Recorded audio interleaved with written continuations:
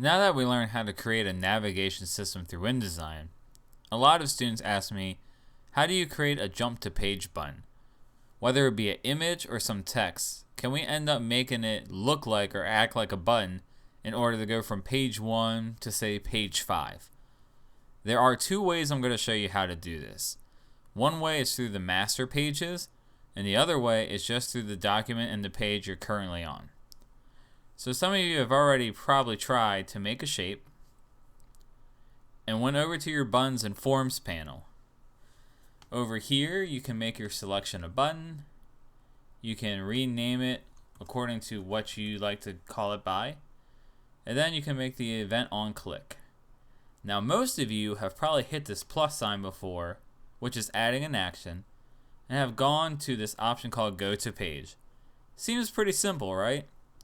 Well, that's where you're wrong, because just a little bit above that option you'll notice that it's grayed out, but it says that this list right here is specifically only for Liquid HTML5 and SWF only. What a bummer, right? So this triangle that we were trying to create to be arrow won't work whatsoever. So that just ruins our day, and basically we might as well just get rid of it. So, first things first. If you go up to pages, go ahead and click on your master page.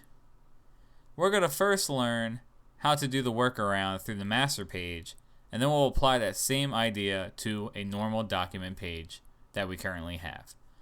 So on my master page, I have game design here, and I'm going to left click on it, and I'm just going to go through my normal routine. I'm going to go to buttons and forms. I'm going to rename this button to game design, and I'm going to have the option called go to destination. So if you end up clicking on the plus sign here, it's the very first one. Now when I click on go to destination, you'll realize that down here it's trying to search through my document for a destination to go to. In order to make a destination in InDesign, you have to make this one little thing over here called a bookmark. So what we're going to end up doing is we're going to hide our buttons and forms panel. We're going to click back on our pages panel, and then we're going to go down to the game design page, which on my document, if I remember correctly, should be page 3, I believe. And we'll double click on that. So here is my game design page.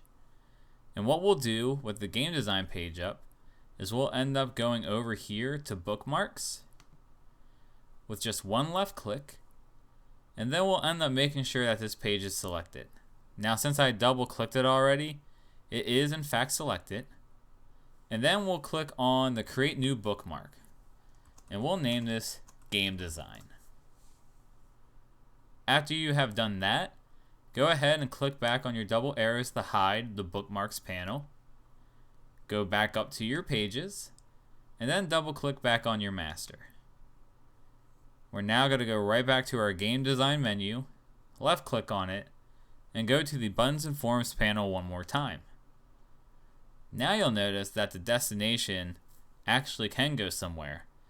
It's trying to look through the document to see if there's any bookmarks. So this is a way to work around it. So now since I've applied this to my master's page, every page should have the option to where I can click on the game design text, and I should immediately jump to the game design page. So now what we're going to do is we're going to go back to our normal pages. We're going to go to the very first page, and now we're going to do it with just simple text. So if I'm hovering over my text and I left click on it, I can do the same process where I end up going over here to buttons and forms. I can make this text turn into a button. I will name this 3D green screen, because when I'm done, it's going to go to that video on the video page. I will leave my on click on as the event. Then I will click on the plus sign, and again, I will go to destination. And now what I'll do is I will end up going back to my pages panel. Make sure that I go down to my video page. And instead of clicking on the overall page this time, since I wanted to specifically go to the video, just to be organized, I'll left click on the video, and then I'll hide my pages again, and I'll go over the bookmarks, create a new bookmark, and I'll name this green screen video. And then you know what to do next. Back up to your pages, back to your first page, click on the text that we made into a button, and make sure that now it's going to go to the green screen video. And also rename your buttons accordingly.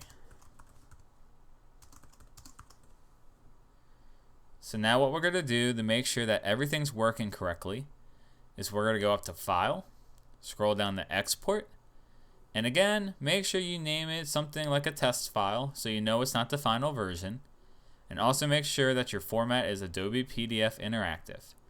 I'm going to click Save, then I'm going to click OK, and then I'm just going to hit OK one more time, and then Acrobat will open up my PDF so I can test it.